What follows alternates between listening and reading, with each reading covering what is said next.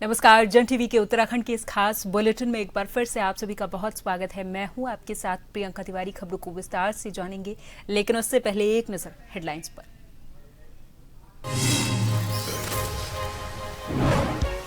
हरिद्वार में पंच तत्वों में विलीन हुए जनरल खंडूरी। भारतीय जनता पार्टी के झंडे में लपेटकर सीएम धामी समेत कई नेताओं ने दिया कंधा। उपराष्ट्रपति ने किए अंतिम दर्शन। उत्तराखंड में बिजली के तारों में फंसा हेलीकॉप्टर, खेतों में कराई गई इमरजेंसी लैंडिंग। बद्रीनाथ से 6 यात्रियों को लेकर जा रहा था देहरादून।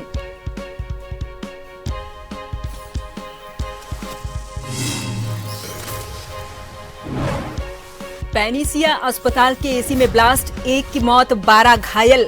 आईसीयू से मरीजों को निकालते समय 3 पुलिसकर्मी झुलसे। घायलों में 3 दिन की बच्ची शामिल।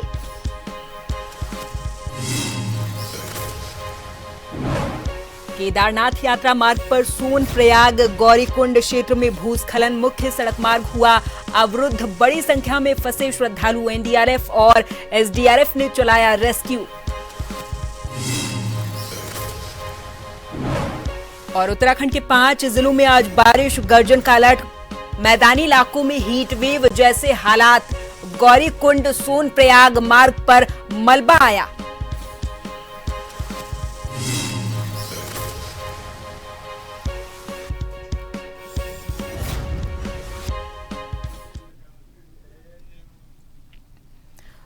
उत्तराखंड के पूर्व मुख्यमंत्री भुवन चंद्र खंडूरी का बुधवार को हरिद्वार के खड़खड़ी शमशान घाट पर पूरे राजकीय सम्मान और वैदिक रीति रिवाजों के साथ अंतिम संस्कार किया गया है। इस दौरान मुख्यमंत्री पुष्कर सिंह धामी, कैबिनेट मंत्री, जनप्रतिनिधि, भाजपा पदाधिकारी और बड़ी संख्या में समर्थक मौजूद रहे।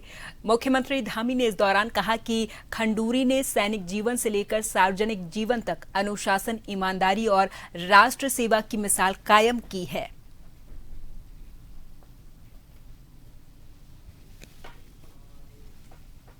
उनका पूरा जीवन हमारे लिए अनुकरणीय है, प्रेरणा स्रोत है।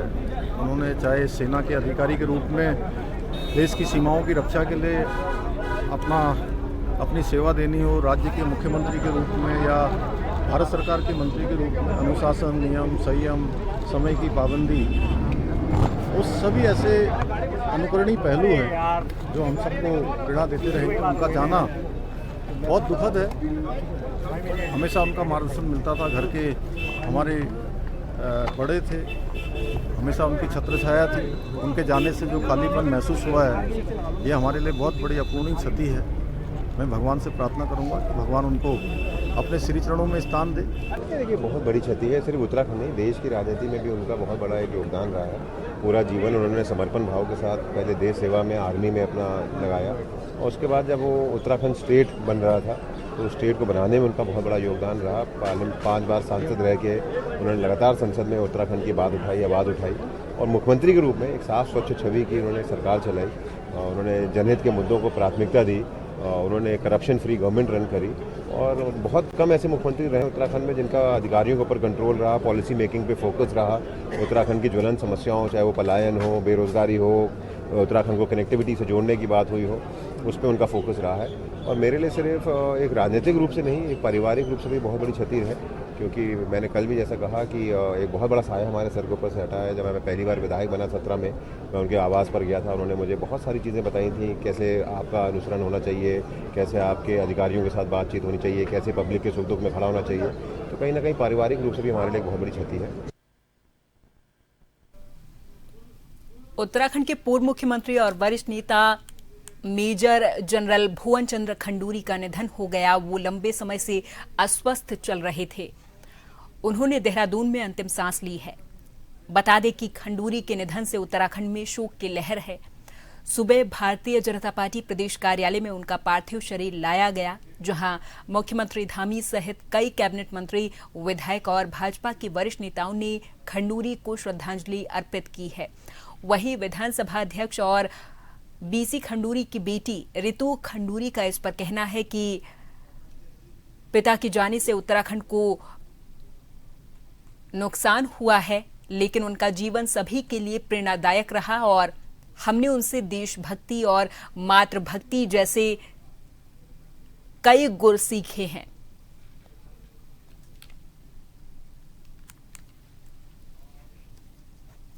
हम सभी के लिए, परिवार के लिए और उत्तराखंड जो उनका बड़ा परिवार था, हम सभी के लिए बहुत बड़ा आज नुकसान हुआ है। हम सब दुखी हैं, परेशान हैं, लेकिन दूसरी तरफ हम चाहेंगे कि हम उनके लाइफ से जो जीवन उन्होंने जिया है उसको देखें, उसको सेलिब्रेट करें। छोटा सा लड़का सेना में गया, 3 लड़ाई लड़ी, 63, 65 और 71 की लड़ाई लड़ी। अनगिनत बार, हम लोग बहुत छोटे थे, अनगिनत बार याद आता है कि घर में पिता होते ही नहीं थे, क्योंकि 71 की लड़ाई के बाद सीधा भोपाल में फ्लड्स आ गए तो वहाँ चले गए। तो हमने उनसे यही देखा है, सीखा है कि समर्पित रहना चाहिए देश के लिए, देशभक्त होना चाहिए, मातृभक्त होना चाहिए। जो उत्तराखंड की पहचान है देवभूमि से है और पहाड़ से है। जैसे पहाड़ अडिग होता है, अचल होता है, कोई सी परिस्थिति आ जाए, आंधी आ जाए, तूफान आ जाए, कभी हिलता डुलता नहीं है।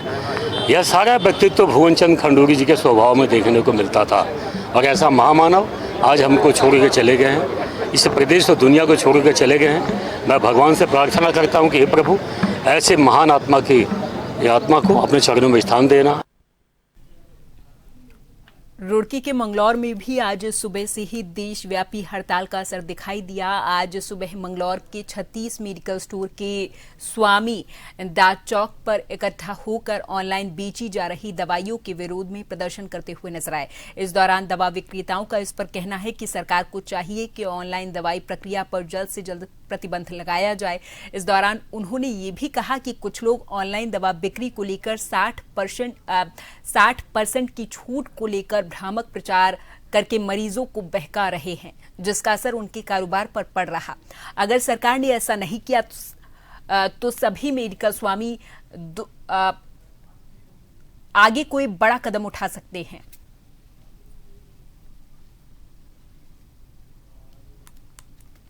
हमारा ऑनलाइन बिक्री के विरोध में है। जो ऑनलाइन मेडिसिन सप्लाई हो रही है उससे एक तो हमारा जो छोटा व्यापारी है, छोटा दुकानदार है, कम बिक्री वाला है, वो परेशान है, क्योंकि वो बड़े कारपोरेट बड़ा डिस्काउंट देते हैं और उसमें वो डिस्काउंट की प्रक्रिया में रेट चाहे वही पड़ता है, लेकिन एक ऐड ऐसा होता है कि भाई इतना 20% और 30% का डिस्काउंट है, तो जो छोटा दुकानदार उससे प्रभावित होता है, उसके विरोध में हमारा बंद है। ऑनलाइन बिक्री पूर्ण रूप से बंद करें और मंगलौर के सभी केमिस्ट साथियों से निवेदन यह है कि अपनी एकजुटता का परिचय दें और इस बंद का आह्वान पूर्ण रूप से सहयोग।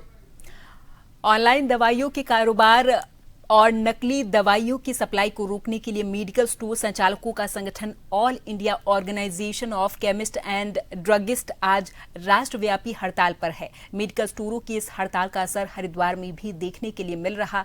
यहां शहर भर की तमाम फार्मेसी की दुकानें बंद नजर आई हैं।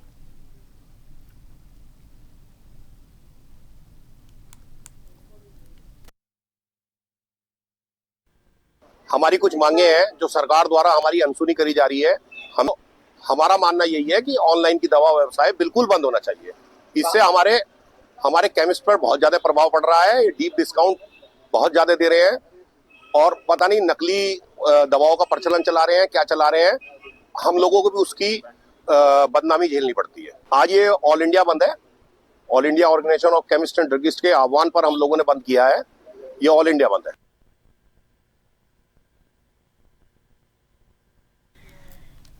देहरादून के एक निजी अस्पताल में आज सुबह अचानक से भीषण आग लग जाने की वजह से पूरे शहर में अफरा तफरी का माहौल देखने को मिला। घटना के बाद पुलिस प्रशासन और स्वास्थ्य विभाग तुरंत हरकत में आ गया। हादसे में 1 दर्जन से अधिक लोग घायल हुए हैं, जबकि एक बुजुर्ग महिला की मौत हुई है। एडीएम प्रशासन के मिश्रा ने इस पर बताया कि आग पर काबू पा लिया गया है और अस्पताल में भर्ती सभी मरीजों को कैलाश अस्पताल में शिफ्ट किया गया है। राहत और बचाव कार्य के दौरान 3 पुलिसकर्मी भी झुलसे हैं।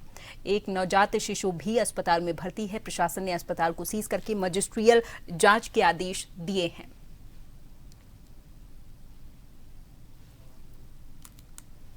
देखिए, पैनासिया में जो आग लगने की दुर्घटना हुई थी उससे जो है कुछ लोगों को जो है आग से क्षति हुई और फौरी तौर पर जो है डीएम साहब और हमारे कमिश्नर सर के आदेश पे जो निकट में कैलाश हॉस्पिटल था, तो मैनेजमेंट इनका सक्रिय था और एम्बुलेंस के माध्यम से इनको यहाँ भर्ती कराया गया है। और जिलाधिकारी महोदय ने इसके मजिस्ट्रेट जांच के भी आदेश किए हैं कि किन कारणों से ये घटना कारित हुई है।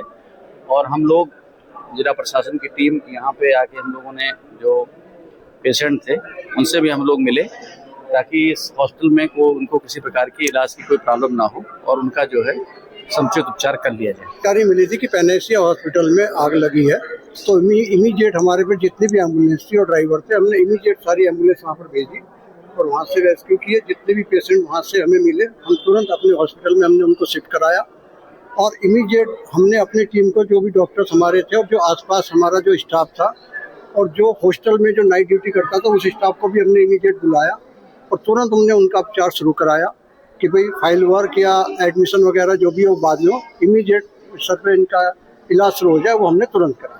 5-6 बजे के करीब एडमिट किया था, तो उन्हें शुगर, वो गिर गए थोड़ा सा ना, फर्श पे चलते रहे, तो थोड़ा सा उन्हें मतलब बोल नहीं पा रहे थे वो, तो फिर उन शुगर की प्रॉब्लम थी और उनको एडमिट किया 2 सुबह। और आज सुबह कारण ये हुआ कि किसी कारणवश वहाँ शॉर्ट सर्किट हुआ और उसकी वजह से वहाँ पे धुआं हो गया सारा हॉस्पिटल में।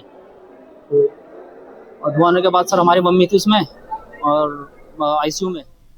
और यहाँ पर वक्त है एक छोटे से ब्रेक का, फौरन हाजिर होंगे कुछ और खबरों के साथ।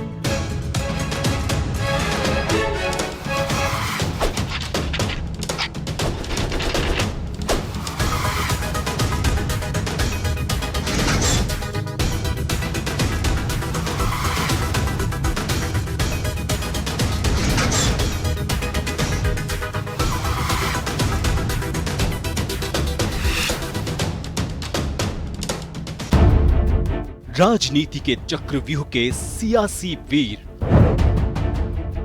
अपराध के अंधेरे की स्याह तस्वीर, मैदान में पसीना बहाते खेल के सितारे,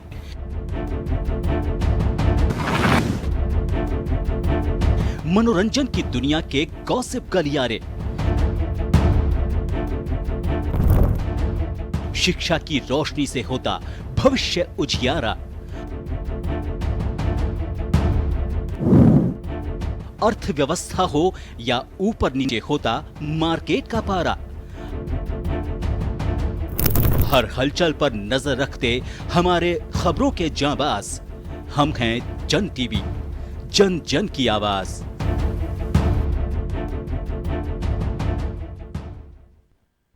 मरुधरा के नस नस में बहती संस्कृति हो या सियासी गुंबदों में जनता के पैरोकार, अयोध्या से मथुरा तक लगती जयकार हो या राजनीति के गलियारों में घूमते सियासी सवार, चार धाम से मन पावन करती बाबा की पुकार हो या देवभूमि के बर्फीले पहाड़ों को पिघलाती सियासी बयार, खबरों की दौड़ में पत्रकारिता का असली अंदाज।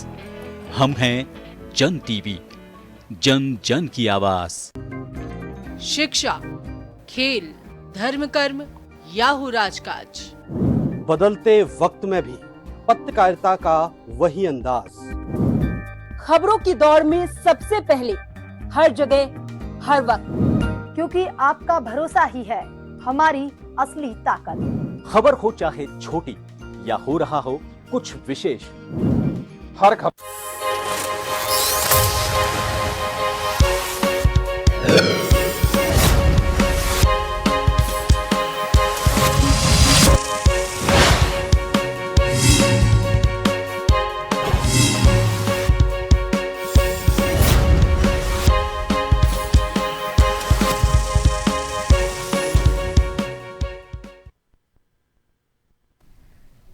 केदारनाथ यात्रा मार्ग पर सोनप्रयाग गौरीकुंड के बीच मुनकटिया क्षेत्र में अचानक भूस्खलन होने से मुख्य सड़क मार्ग अवरुद्ध हो गया, जिसके कारण बड़ी संख्या में श्रद्धालु बीच रास्ते में ही फंस गए।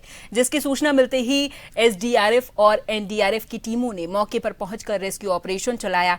टीम ने जोखिमपूर्ण परिस्थितियों में भी सूझबूझ, धैर्य और साहस का परिचय दिया और सड़क के दूसरी ओर फंसे लगभग 10,450 श्रद्धालुओं को सुरक्षित तरीके से मार्ग पार कराया है। लगातार बारिश और अंधेरे के बीच जवानों ने श्रद्धालुओं का हौसला बढ़ाते हुए उन्हें सुरक्षित जगहों पर पहुंचाया है।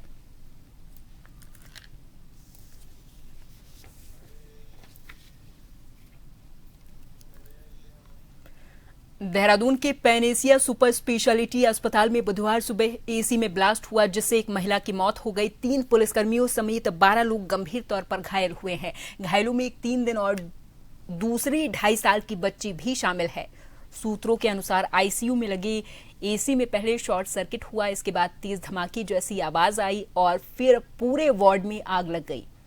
हादसे के बाद अस्पताल में अफरा तफरी भी मच गई थी। आईसीयू में भर्ती मरीजों को तत्काल बाहर निकाला गया। कई मरीजों को ऑक्सीजन सपोर्ट पर ही स्ट्रेचर और गोद में उठाकर बाहर लाया गया है। अस्पताल प्रशासन ने एम्बुलेंस और निजी वाहनों की मदद से मरीजों को दूसरे अस्पतालों में शिफ्ट किया। इनमें कई मरीजों को कैलाश अस्पताल में भर्ती कराया गया है।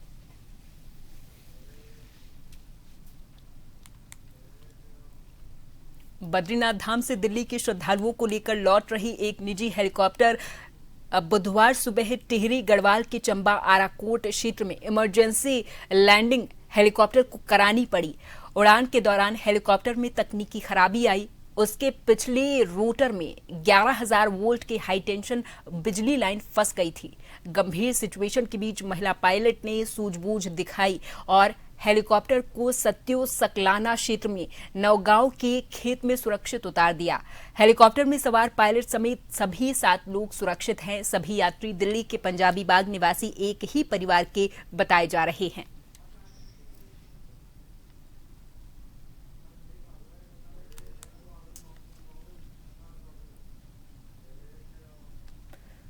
देहरादून में भीषण गर्मी को लेकर प्रशासन अलर्ट मोड पर आ चुका है। मौसम विभाग ने हीट वेव की चेतावनी जारी की और जौलीग्रांट और डोईवाला समेत कई इलाकों में तापमान 40 डिग्री सेल्सियस तक पहुंचने की आशंका जताई है। डीएम सविन बंसल के निर्देश पर डीईओसी को 24 घंटे 24/7 एक्टिव कर दिया गया है और सभी विभागों को हाई अलर्ट पर रहने को कहा है। अस्पतालों के ओआरएस और आईवी फ्लूइड्स का स्टॉक बढ़ाने के साथ ही हीट स्ट्रोक से निपटने के लिए स्पेशल मेडिकल टीमें तैनात की गई। सार्वजनिक जगहों पर पेयजल टैंकर और छाया की व्यवस्था की जा रही है।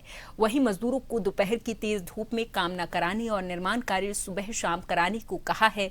प्रशासन ने बुजुर्गों, बच्चों और गर्भवती महिलाओं का विशेष ध्यान रखने को कहा है।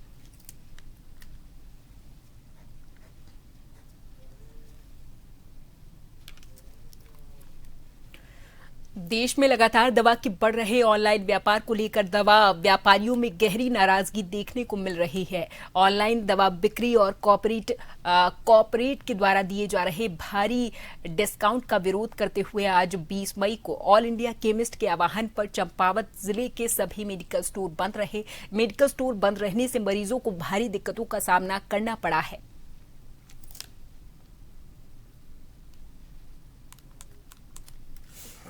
बीस मई को प्रस्तावित बंद है, ये सांख्यिकीय रूप से किया गया है। इसमें जो है ऑनलाइन व्यापार और डीप डिस्काउंटिंग के बारे में हमने विरोध किया है। AICTE की तरफ से जो हमारा ये बंद का आह्वान है, इसका हम समर्थन करते हैं।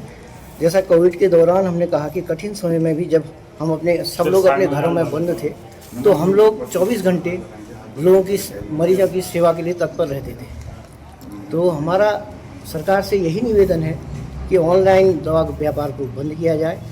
के माध्यम से पूर्व में भी सूचित किया गया था कि 20 मई को राष्ट्रव्यापी बंद हमारे AICTE संगठन ने रखा है। इसका मुख्य विषय है आपका ऑनलाइन दवा बिक्री और दूसरा मल्टीनेशनल हाउसेज द्वारा भारी भरकम डिस्काउंट। इन दो विषयों को लेके हमारी सरकार से मांग है कि यह दो चीज़ें, एक ऑनलाइन और दूसरा कंपनियों द्वारा अनैतिक जो कंपटीशन किया जा रहा है उसको दूर किया जाए। हम आज 12,40,000 केमिस्ट पूरे हिंदुस्तान के एकजुट हैं। 12,40,000 केमिस्टों के साथ 5 करोड़ परिवार ऐसे जुड़े हुए हैं जिनका व्यवसाय साथ में लगा हुआ है।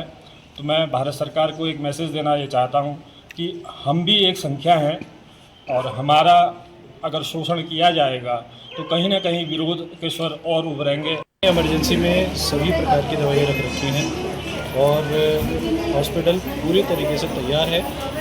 इस हड़ताल से हॉस्पिटल के अंदर इतना प्रभाव नहीं पड़ेगा और हमारी फार्मेसी 2 बजे तक खुली है। उसके अलावा जो प्रधानमंत्री जो केंद्र है, जो वहाँ पे दवाइयाँ कंटिन्यू मिल रही हैं, तो गोवा की जनता को हमारे यहाँ प्रॉपर ट्रीटमेंट मिलेगा। किसी तरीके की कोई भी प्रकार की कठिनाई नहीं है। हरिद्वार के ज्वालापुर क्षेत्र से गंग नहर में चिकन बिरयानी फेंकने का वीडियो सोशल मीडिया पर बहुत तेजी से वायरल हो रहा। इस वीडियो में एक नीले ड्रम में बड़ी मात्रा में चिकन बिरयानी गंगा में डाली जाती दिखाई दे रही। घटना सामने आने के बाद संत समाज में तीखी नाराजगी देखने को मिली है। महामंडलेश्वर स्वामी रूपेंद्र प्रकाश महाराज ने इसे कट्टरपंथी मानसिकता बताते हुए सामाजिक सौहार्द बिगाड़ने की साजिश बताया है। वहीं तीर्थ पुरोहित उज्जवल पंडित ने इस पर कहा कि मां गंगा करोड़ों हिंदुओं की आस्था का केंद्र है और इस तरह की हरकतें अस्वीकार्य हैं। पुलिस ने वायरल वीडियो की जांच शुरू कर दी है और दोषियों के खिलाफ कार्रवाई की बात कही है। अन्य लोग भी, मैं कह रहा हूँ श्रद्धालु नहीं, स्थानीय लोग भी स्नान करते हैं और भी लोग करते हैं, लेकिन क्यों ऐसी जगहों पर जानबूझ पर जितना भी है गंगा का जल तो जिसमें भी मिले, एक पात्र में मिल जाता है, तो उसको भी हम एक साधारण जल में भी गंगा की 2 बूंदें मिल जाएंगी तो हम उसको गंगा जल मान लेंगे। तो गंगा से ही तो निकल कर जा रहा है, लेकिन इस प्रकार की चीज़ें करना बिल्कुल ये माफ़ी योग्य नहीं है, ये अमर्यादित है। समाज में एक माहौल ख़राब करने का प्रयास है। ऐसे लोगों के खिलाफ कार्रवाई होनी चाहिए। माँ गंगा की अविरलता, निर्मलता, उसकी शुद्धता बहुत आवश्यक है और जिस प्रकार से ये एक वीडियो हरिद्वार ज्वालापुर से वायरल हो रहा है, नॉनवेज की बनी सामग्री माँ गंगा में डालकर एक प्रकार से ये हिंदू धर्म को अपवित्र करने की एक साजिश है, षड्यंत्र है। इनके खिलाफ त्वरित कार्रवाई होनी चाहिए। जो लोग 50 करोड़ से अधिक लोगों को जो जीवन दायिनी है गंगा, वो बिना भेदभाव के सभी के लिए उर्वरा भूमि को सिंचित करने का काम करती है। रामनगर कोतवाली पुलिस ने पीरूमदारा क्षेत्र से चोरी हुए ट्रैक्टर ट्रॉली मामले का खुलासा किया और 2 आरोपियों को गिरफ्तार किया है। पुलिस ने चोरी किए गए ट्रैक्टर ट्रॉली को भी बरामद कर लिया है। वरिष्ठ पुलिस अधीक्षक मंजुनाथ टीसी के निर्देश पर गठित टीम ने करीब 70 से 80 कैमरों के फुटेज खंगाले, जिसके बाद आरोपियों तक पहुंचने में सफलता मिली है। गिरफ्तार आरोपी अतीक सद्दाम दोनों मुरादाबाद के ठाकुरद्वारा क्षेत्र के निवासी बताए जा रहे और उन पर 10-10 हजार रुपए का इनाम घोषित था।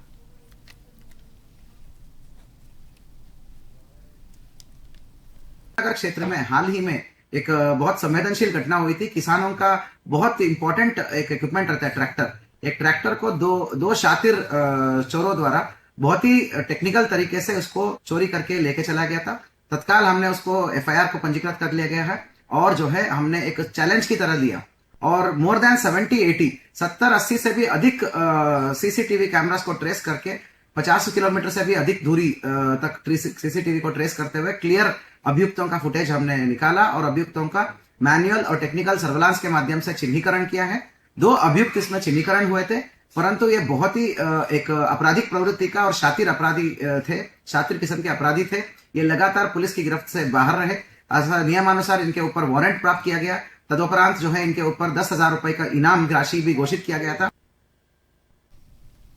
और इसी के साथ इस बुलेटिन में फिलहाल के लिए मेरे साथ बस इतना ही। आप देखते रहें जन टीवी। नमस्कार।